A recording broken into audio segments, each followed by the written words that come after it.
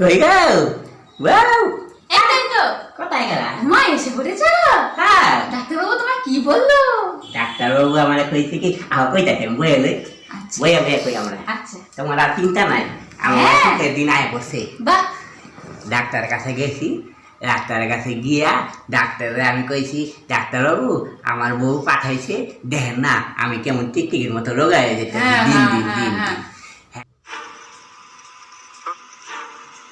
হ্যাঁ সে ডাক্তারবাবু কইছে কি তুমি কি মোটা হইবা চাও আমি বললাম হ্যাঁ এই যে কিরকম রোগা হয়ে গেছি আমি দিনের দিন খাইবার পারি না তখন ডাক্তার আমার কইছে কি তোমাকে 4 বেলা ভাত খাইতে হইব আচ্ছা এতগুলো করে ভাত খাইতে হইব ভাতের লগে 2 কানা করে ডিম খাইতে হইব আবার 4টা করে রুটি খাইতে হইব তোমার 4 বেলা খাইতে হইব সকালবেলা দুপুরবেলা সন্ধ্যাবেলা আবার রাত্রেবেলা তাই নাকি?